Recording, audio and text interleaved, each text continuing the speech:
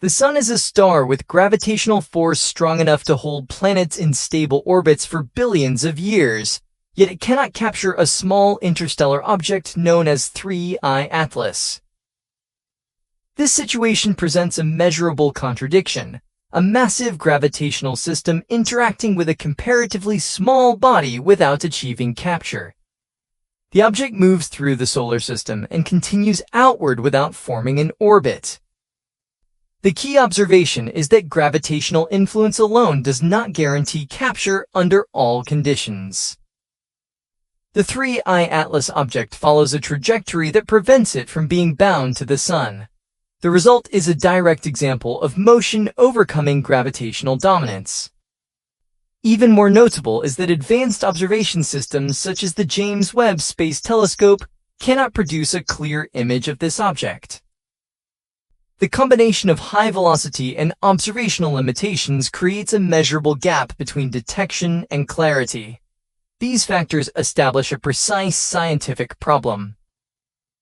The object 3I Atlas is identified as the third interstellar visitor, detected passing through the solar system. Prior to this, two confirmed objects were recorded, ʻOumuamua in 2017 and 2I Borisov in 2019. The object ʻOumuamua displayed unusual characteristics, including a non-standard shape and non-gravitational acceleration. The object Borisov showed properties consistent with known comets, including a visible coma and tail. In contrast, 3I Atlas follows a similar entry and exit pattern, but differs in velocity and observational behavior. Its speed is measured at approximately 58 kilometers per second, which exceeds the velocity of most bound solar system objects. This speed confirms that it originates from outside the Sun's gravitational system. The trajectory shows no sign of orbital capture or deceleration sufficient to remain bound. The path is linear in practical observation terms, entering and exiting without repetition. The defining condition is that it does not belong to the solar system and does not remain within it. The object's motion confirms a transient interaction rather than a permanent relationship. The inability of the Sun to capture 3I Atlas can be explained through fundamental physics. Gravitational attraction depends on both mass and relative motion. The Sun exerts a strong gravitational pull, but capture requires a reduction in the object's total energy. Specifically, the object must lose kinetic energy to transition into a bound orbit. The object 3I Atlas possesses kinetic energy that exceeds the gravitational binding energy available during its passage. This results in a non-closed trajectory known as a hyperbolic trajectory. A hyperbolic path indicates that the object approaches, curves slightly due to gravity, and then departs permanently.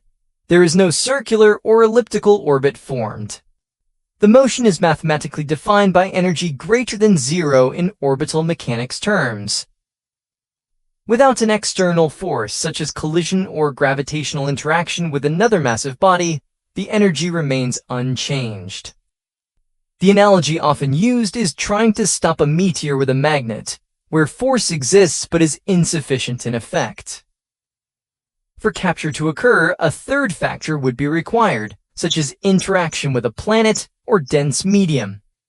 In the absence of such interaction, the Sun's gravity alters direction, but not outcome. The object continues its path without becoming bound. This confirms that gravitational dominance depends on conditions, not just magnitude. The observational challenge involving the James Webb Space Telescope is based on design parameters. The telescope is optimized for detecting distant, faint, and relatively stationary objects. These include galaxies formed billions of years ago and diffuse cosmic structures.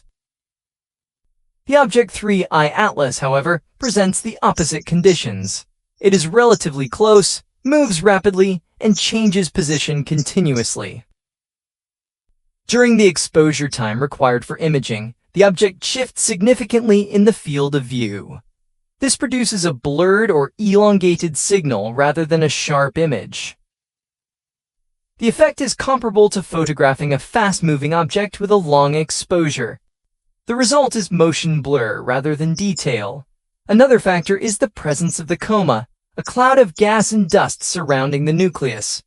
The coma reflects sunlight and obscures the solid core of the comet. Observations primarily detect this surrounding material rather than the nucleus itself. This creates a visual condition similar to observing a light source through dense fog. The brightness is visible, but structural details are not resolved. The limitation is therefore not the sensitivity of the telescope, but the nature of the target. The system performs within its design constraints, but those constraints do not match the object's characteristics. Despite observational limitations, multiple instruments have collected measurable data on 3I Atlas. The Hubble Space Telescope has estimated the nucleus size to be between 440 meters and 5.6 kilometers in diameter. This range indicates a relatively small body compared to typical solar system comets. Spectroscopic analysis from the James Webb Space Telescope has detected emissions of carbon dioxide, CO2, and carbon monoxide, CO. These compounds are common in cometary bodies but vary in proportion. Additional observations from ground-based systems such as the Gemini Observatory have identified the presence of cyanogen, CN gas. At the same time, there is a notable absence of complex carbon chain molecules. This classification places the object in a category known as carbon chain depleted comets. Such comets are considered rare within observed populations. Polarimetric measurements have revealed negative polarization, described as deep and narrow in profile. This type of polarization has not been commonly recorded in previous comet observations. The implication is that the dust particles have unique structure or composition. These findings indicate that the materials composing 3I Atlas formed under conditions different from those in the solar system. The chemical profiles suggest an origin in a separate stellar environment. This confirms that interstellar objects carry measurable evidence of their origin. The current trajectory of 3I Atlas shows that it is approaching its perihelion, the closest point to the Sun, in its path. As it nears this point, solar radiation increases the rate of sublimation of surface materials. This can lead to higher emission of gases and dust. One possible outcome is fragmentation, where structural stress causes the nucleus to break apart. Fragmentation would expose interior material that has not been altered by solar heating. Another possible outcome is that the object remains intact and continues along its trajectory. In that case, it will exit the solar system and return to interstellar space. Current data does not confirm which scenario will occur. Observations are ongoing, and each measurement provides additional variables.